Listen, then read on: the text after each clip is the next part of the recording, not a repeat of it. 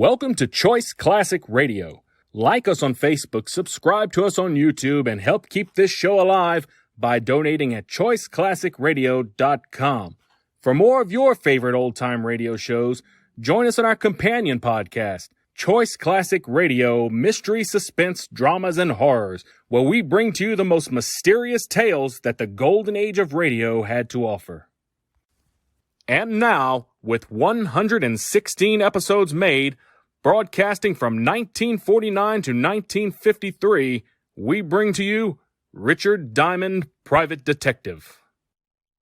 Here's another in NBC's great parade of new shows.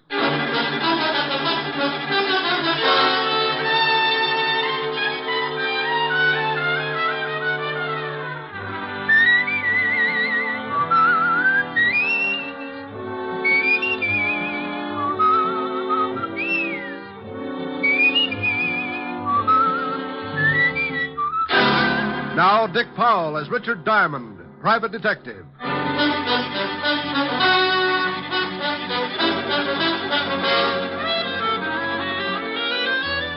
Hello there, this is Diamond. You know, this business I'm in can get pretty silly sometimes. I can go along for a whole month and get by on nothing but meals at the automat and a dozen laughs a day. The funny ones usually pay just as well as the tough ones, but eventually somebody starts something that's about as funny as an open grave. So then I put on a long face and start carrying my 38. I don't worry about those times because I don't think about them. I just know they'll be around, and I know I won't have to bother about it unless I get my 100 a day in expenses. That's, the equalizer. As long as I get that ever-loving loot in my little hot hand, Lucifer can walk in with a machine gun and I'll arm wrestle him for the price of a hot dog. Last week, I stopped in the middle of a real yocker and realized that I'd been giggling overtime. That's right. The cycle had caught up with me, and the label on my future had changed from fun time to trouble, and no guarantee as to the date of expiration. What started all this? Well, one morning on 53rd Street, a couple of guys were just pulling up in front of a garage. This the garage? Yeah. Go on, drive in.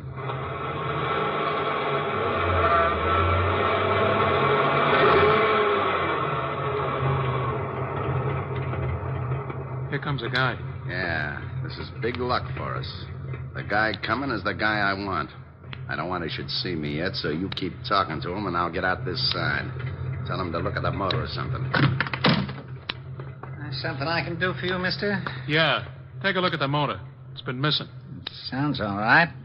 It don't drive like it sounds, so take a look at it. Okay, sure.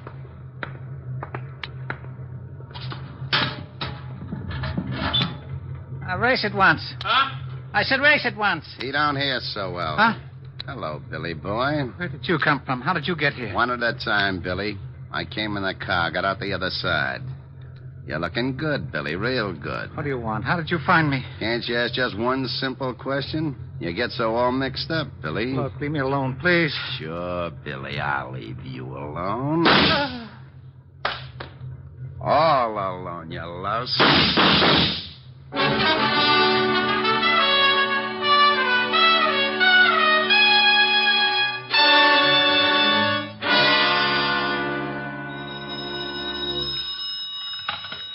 Diamond Detective Agency, our 30-day test revealed that not one single case of throat irritation was due to strangling. Oh, Rick, you're awful. Oh, how can you say that? I'm lovely, I'm engaged, now you steal wool. Oh, you idiot. Ah, you peaked. Hello, honey.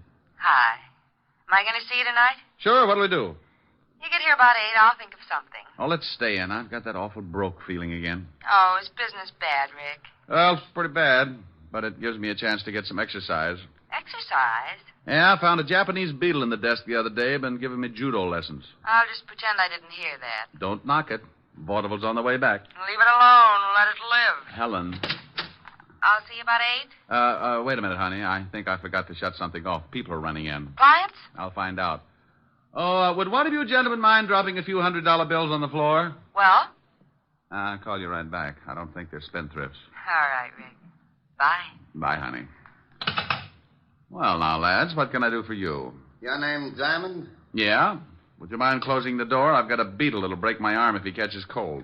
Hey, this guy's screwy, boss. Shut the door like he says. You got a beetle, huh, funny man? Yeah, and I'll bet you 8 to 5 he can throw you. Well, if you have got a beetle, he must be running around your head, but I ain't got time to find out. You know something? I don't think we're going to get along. You may be right, funny man. It depends. On what?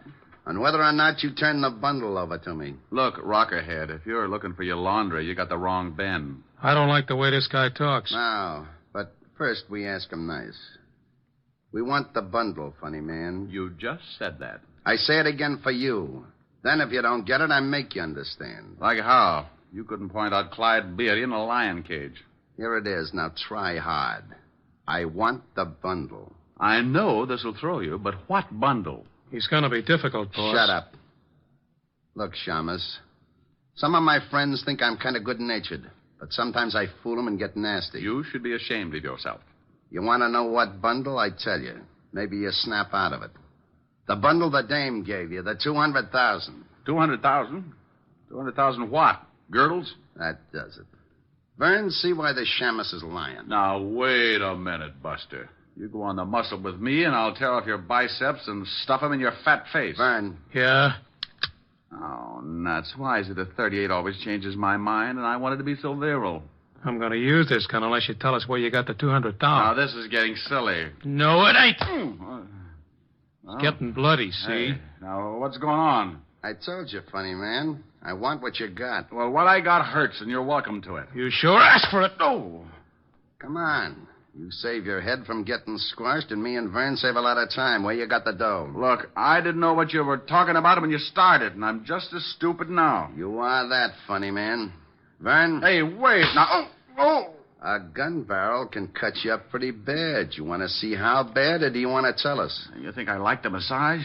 I tell you, I don't know what you're talking about. I don't like to be kept waiting, you. I don't like it none, see? Now you spill your guts, so my boy chops you up like hamburger. Open your yap and sing. Sing, you hear me? Okay, but you won't like it. I can't begin to tell you. Close his lousy mouth. Close it good. Oh, I knew you wouldn't like it. Oh! Now, funny man, you got a wisecrack? You gonna still make like a hero? Answer me, funny man, or I step on your face. Boss. Shut up. But, boss, Yeah. What do you want? he don't hear you. He's out. Huh? Oh. Well, what did you sap him so hard for, stupid? Maybe you turned him off for good.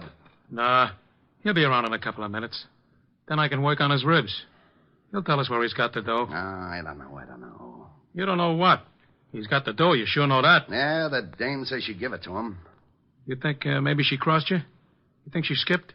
I think maybe we better find out. This Shamus is pretty stubborn and pretty clean. I think we find out. How? You watch. I'll search the joint, then we'll get out of here. What about the Shamus? You'll make it all right. I want him around for a while. After we find the dough, you can put him back to sleep.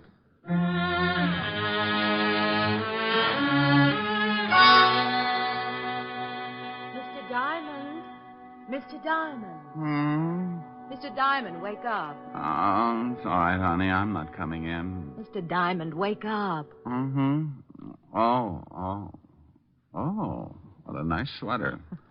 How do you feel? Well, a quick comparison might be a garter snake and a log jam. You don't look very comfortable. Why don't you sit up? Afraid my eyes might fall out. Oh. Better? Yeah.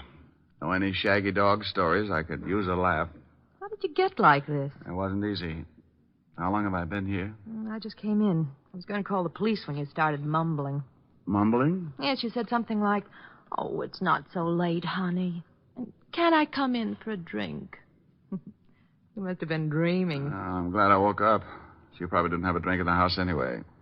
Pardon me, honey, but I gotta run some water over my bumps. You don't look so bad, considering. Oh, considering what? Do people get run over by trucks every day? When you start feeling better, I'd like to talk business. Oh, well, with business, I straighten right up. What's on your mind? Oh, that sweater. I want you to guard something for me. Why? You're the type that goes bear hunting with a switch. Is that supposed to be nasty? Well, take a guess. I just get mauled up by two gorillas, and before they get nasty, they mention some dame and some money, and you know anything about it? Why should I? Well, I wake up, and there you are. I thought maybe you stopped by to see if the boys get a gold star for the work. I don't know anything about it. Now, do you mind if I sit down? No. I'm sorry, I haven't got anything more comfortable. The termites just walked out with my couch. What do you want guided, lover? I can't tell you what it is, but it's in a locker at the 42nd Street subway. I want you to pick it up and keep it with you until I call for it. I get $100 a day in expenses, and when I don't know what I'm doing, the fee looks like a skyrocket. Here's $500. Mm. When I pick up the item, you get $500 more. Ooh. And I'll be back in 2 days. Well, I was going to start looking for the guys who gave me this headache, but $1,000 makes me impatient. You, got the key to the locker? Yeah, right here.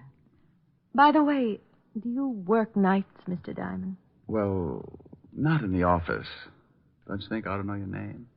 You get the item, and I'll introduce myself in 2 days. And I do keep a drink in the house, Mr. Diamond. She got up then and walked out of the room like Eve with half an apple. I put some iodine on my face and headed for the 42nd Street subway. All the way down, I kept thinking about those 2 mugs who had worked me over, and for the life of me, I couldn't guess why. I didn't know it then, but if I could have guessed, it probably would be for the life of me. I reached the subway and went down. I found the locker, opened it, reached in, and pulled out a small black leather bag with a lock on it. Out of curiosity, I tested the weight and finally decided I must be guarding a sack full of spider webs. I tucked it under my arm and turned to go. But sometimes things don't always work out the way you plan them. Okay, Shamus. Let's have the bag. Oh, when am I ever going to make Eagle Scout? I should have smelled something. Hello, Vern. I'm in a hurry. If you wisecrack, you get dead. Give me the bag. Where's your friend? Out collecting heads? I guess I gotta kill you. We guess again. Here's the bag. Okay. I should make a hole in you just because you ain't honest. You had the dough all the time. You mean in that bag? Oh, now don't tell me it ain't in it. Well, if it is, Buster, it's all in one bill. Feel the weight. Hey, it is too light. Why, you lousy, no-good gumshoe. This time I don't play around. Frank wants that dough, and you're going to show me where it is. Oh, I wish you'd get yourself a 22. Those big guns make dents in my back. I'm going to count 3, and you're going to tell me where the dough is, or I'll kill you all over the place. You couldn't make it 100, could you? It's so much fun when you're past 50. Be funny. You're only killing one guy. 1. This never happened when I went on next to closing. 2. Oh, now, wait a minute. Look. You look. It's your last chance. Drop it, Byrne. You're boxed up. Hey, who's that? The Marines. Why, you dirty... Rick, are you all right? Oh, Walt, I know you're bashful about these things, but you're going to be kissed. Oh, now stop that. Otis, have your boys keep the crowd back. All right. Keep back. Come on. What about the gunner? You shot him good, Lieutenant. Well, I'm glad you noticed, you mallet head. Now, what about him? He's dead. How did you find that out? 20 questions? Oh, yeah? Well, I guess we saved your life this time. Well, I hope I can do the same for you sometime, Sergeant, but science will hate me. Oh. Now, don't you start blubbering again, Otis. I couldn't stand it. Go get the wagon like a good boy. Okay, Lieutenant.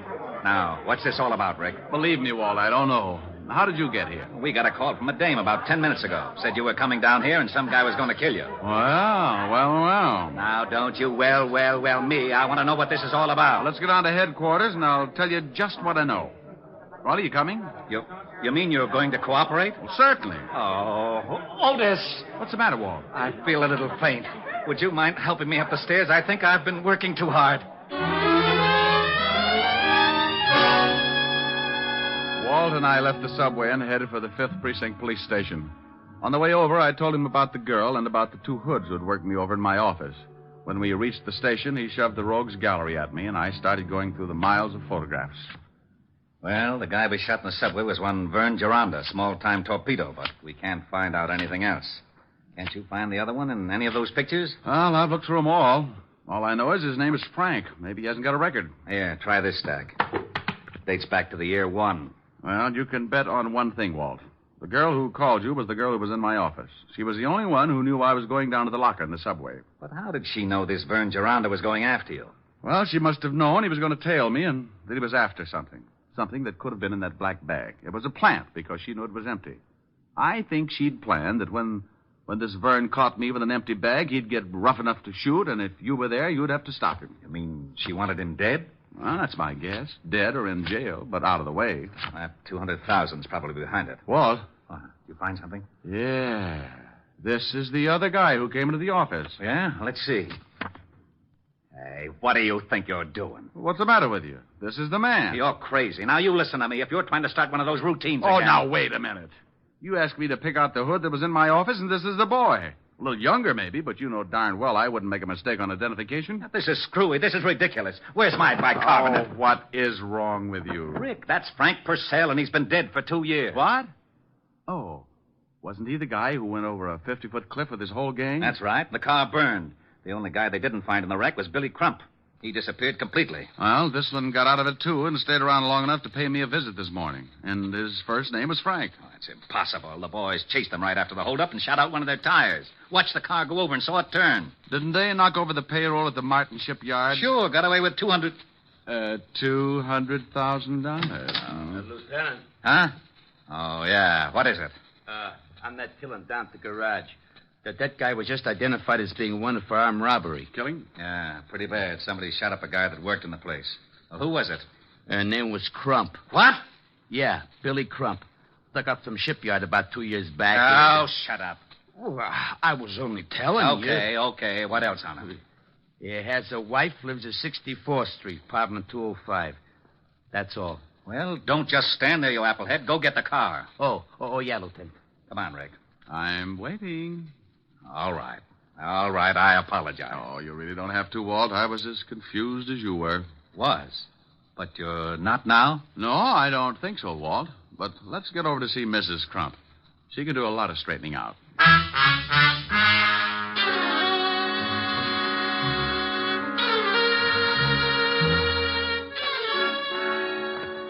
I hope Mrs. Crump is in. Oh, I forgot to tell you, Lieutenant. She calls herself Stewart, Mrs. Edna Stewart. What? Yeah.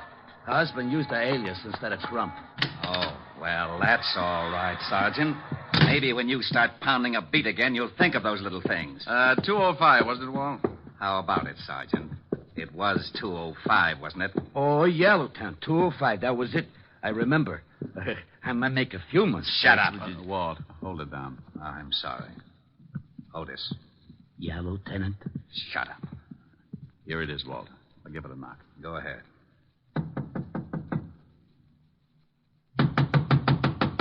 Looks like no score. Try the door. Why, Walt, without a warrant? Now, don't you start that again. If Frank Purcell is still alive, we're going to grab that $200,000. We've got to work fast. Besides, I'm not trying the door. You are. Well, it's open, unstained, and honest. I suppose you'd like me to trip you just so you can say you fell in by mistake? Oh, come on. Pick up your big feet, Otis. That would be hard, even for Samson. Oh, yeah. Now, you listen to me, wise guy. I'm getting sick and tired of... Ooh, holy cow, Lieutenant. It's a body. Rick, how about it? Quite. Mrs. Crump. Mrs. Crump, Mrs. Stewart, the girl in my office this morning, no difference. I figured she might be the one in your office when I heard Crump had a wife. She must have had the $200,000, and Purcell killed her for it. Well, you can bet the cash wasn't in the apartment because she was too smart to keep it here. Well, there are no signs of a struggle. From the way she's lying, she was probably sitting at this desk. Writing pad on the desk, Lieutenant. Keep your paws off of it. Well, she was writing something. Went through to the bottom sheet. Yeah, numbers. Otis, start casing the place and have a conscience when you pass the icebox. Okay, Lieutenant. Too many numbers for a phone. Walt, what are we looking for? Purcell and the $200,000. Okay. Now, we don't know where Purcell is, but that $200,000 had to cool off until Crump could spend it. So? Now, where would be the safest place to keep that much cash? The numbers. Safety deposit box. You have just won yourself Sergeant Otis. I should cut my throat first. Now, it's a cinch Purcell has gone down to the safety deposit box. Hey, I found a couple of plane tickets, Lieutenant. And it looked like they'd started to pack. Yeah, let me see them. Two for Mexico City and good for the first. That ties it. Would you mind whispering in my ear, or am I asking too much? Walt, when Mrs. Crump came to my office, she made it very clear she'd be back in 2 days. That's the first of the month. I don't know how long she'd been there before I woke up, but she was interested in my office, and she was coming back in 2 days. Now, if she wanted to hide something, the best place would be somewhere that had already been searched. Otis, you think you could dig up a safety deposit box under the name of Crump or Stewart? Here's the number. I can try. Stout fellow. Now, Walt, if Frank Purcell did kill the girl and then headed for the deposit box, I don't think he found much. And the only other person that Mrs. Crump contacted and that he suspects is yours truly. Uh-huh. And he'll tail you, or worse. I hope so. But I want 10 minutes alone in my office before he catches up. Now, Otis, get going and call me at my place. Right. Now, Walt, I'm going to walk around for about half an hour and see if I can pick up a tail. Then I'll lead him to my office. I'll get there at exactly 2:30. You get there 10 minutes later. I think I'm going to need help. I still wish I knew what you were up to. Now, as soon as Otis finds that deposit box and tells me if Mrs. Crump was at the bank around 11 this morning, I'll tell you the whole thing. And if I'm lucky enough to stay alive, you'll have Frank Purcell to fill in the details. I left Walt and started walking. If Purcell was after me, he was too smart to let me spot him, so I just kept going until I'd used up the half hour, and I was on my way up to my office. Purcell wouldn't follow right away, so that gave me the 10 minutes I wanted. I went in and looked around. Nothing had changed. Desk, chair behind and chair in front. Small closet with sink, hat rack, and bookcase. I went to work on the bookcase first. Nothing. So I took the desk apart. I kept going. Closet, under the rugs, still nothing. I took a breather and tried to reason it out. If I had suspected something in the beginning, where would be the last place I'd look? Something I never used. I didn't have a vacuum cleaner, so that was out. Then I remembered something. Something the girl had said that morning. Do you work nights, Mr. Diamond? I looked up at the big light bowl hanging from the ceiling. A little lost weekend, but it was worth a try. I walked over and snapped on the light switch. Score for Diamond. With the light on, the bowl became transparent, and lying at the bottom, I could see the outline of a large bundle. I forgot to smile because the footsteps coming up at the hall sounded like company. I turned off the light, went over to my desk, and sat down with a very comfortable 38 between my legs. Well, good afternoon, rocker boy. Did you forget your bucket of blood? I forgot something? Sure, funny man. I forgot to leave you dead. You don't look so unhappy. You tried. I've been getting a big run around all day. So I brought me something to slow things down. You want to see it, or do I keep it in my pocket? Well, if it's a mouse, I'll scream. In this pocket, I got 6 ways to kill a louse. If you ain't seen a louse, just grab a mirror. Oh, by George. That was a good one. What's the matter? Was the deposit box empty? Oh, you know about that, do you? I figured you was working with a dame. Well, you got a silent partner now. You're right. Last time I saw her, she was speechless. I'm going to do the same for you, funny man, but I make a deal. You say no or even maybe, and I'll kill you where you sit. You say okay, and I'll let you keep going till you choke on one of your jokes. You tell me if I'm right, and I'll give you a quick answer. You've been after Billy Crump ever since the shipyard robbery because he got away with the money. You finally found his wife, and she got scared. She bought 2 tickets to Mexico. How am I doing? Great. You tell a good story. When Mrs. Crump saw all that lovely cabbage, she got greedy. She got a hold of you and made a deal. Yeah, she was a pretty smart chicken. I knock off her husband, Billy, and she splits the dough with me. And if I guess right, at 11 o'clock this morning, while you were killing Billy Crump, she was grabbing the $200,000. So that's how it goes. But after we rubbed out Billy, she called and said the dough was planted with you. She wanted the dough herself. She used me to lead you to the subway. Right. Where were you? Upstairs. I figured something was up. Well, nice little plot. You kill her husband, the cops kill you and your torpedo, and bless her little heart, she winds up with a pot of gold. No, she winds up dead. The dough wasn't in the box, so she planted it somewhere. We saw her coming in here after we worked you over. Now, I think she stashed the bundle here while you was out cold. So, do I get it, or do you die? What are you going to do about that big, bad policeman outside the door? I'm going to laugh at him because he ain't there. Walt, stop snooping. Come on in. Hey. Well, what do you know? You wasn't kidding. This might mean a promotion, Purcell. You want to turn around and be a good boy, or do you want it the hard way? I stay the way I am. You're in a tough spot, Mr. Copper. If this funny man's a friend of yours, he's going to get it the minute you try your luck. Rick? Yeah, Walt? He's got a point. I might be lucky and get him just right, but it's a long shot, and if I miss, he'll pull the trigger on you. You're pretty smart for a copper. Walt? Yeah? The way it looks, we could be here all night unless somebody gets shot. That's the way it looks. What do you think, Purcell? Like I said, the cop guns me, I gun you. Silly, ain't it? Be a lot sillier if I had a gun. Funny, man, that would be a riot. Well, start laughing, pal. You sure ruined that desk. I couldn't help it. Had the gun between my knees. I move, he shoots. Had to try it right through the desk. What are you sweating for? Me? I could use you for a shower. How's Purcell? Unhappy. How about it, Purcell? I ain't giving odds. Hey, funny man. You know something? You ain't so funny. Get the phone, Walt. Yeah? Lieutenant? Oh, no. Yeah? I found the box. The crump dame was in the bank at 11 o'clock this morning. I found it pretty quick, huh? Hooray for you. Wait a minute. Rick, you were right about the... Hey, where did he go? Who, Lieutenant? King Kong. Now, you get your big fat head over here. Lieutenant. What is it? Okay if I turn on the siren? Oh.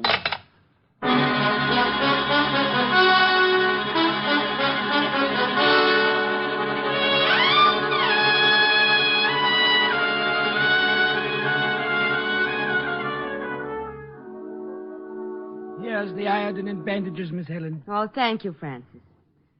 Stop squirming, Rick. Oh, honey, I know what's coming when I leave here. I'm going to look like an advertisement for a snappy funeral. You baby. It's just a little iodine and bandages. Oh, get her. You use enough iodine to stain an elephant, and so much bandage you could roll up a herd of mummies. All right, then get infected. I am infected. Rick, stop Come that. Here now. Come here. I've had a tough day. I've been beat up, shot at, and been insulted by Sergeant Otis. I need some relaxation. I want to play. Should I leave, miss? You stay right where you are. I think there's a wolf loose. Francis. Yes, Mr. Diamond. Have you studied your lessons on how to be a private detective? Oh, yes, sir. I'm up to Chapter 8. But have you read Chapter 8 yet? Well, no, sir. Oh, that's too bad. I was going to give you some first-hand advice on that chapter tonight. Oh, I'll go read it right away, sir. May I, Miss Helen?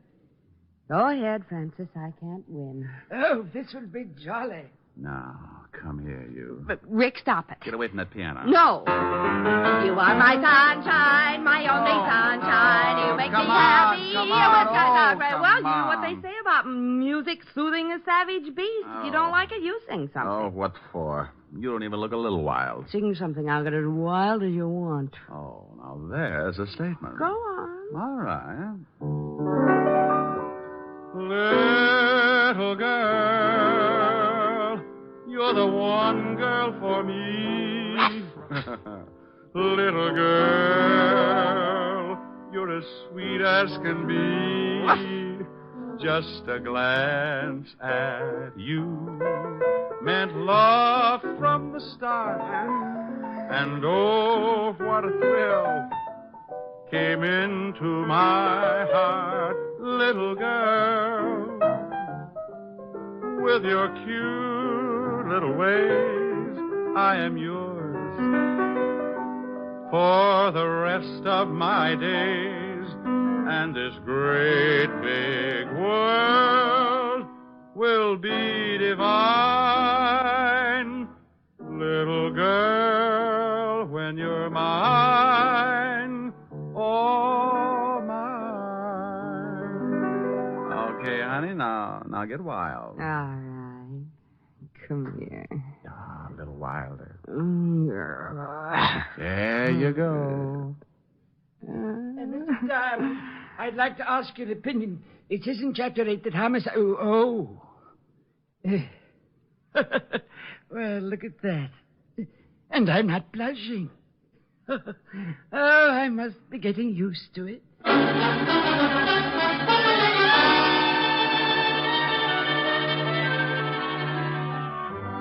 You have just heard Richard Diamond, Private Detective, starring Dick Powell.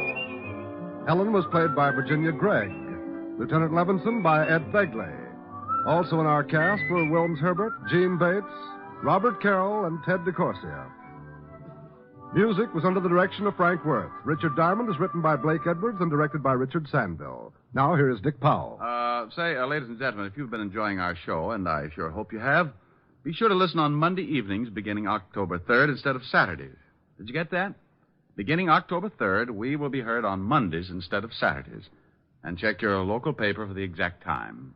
Dick Powell soon will be seen in the screen version of the best-selling novel, Mrs. Mike.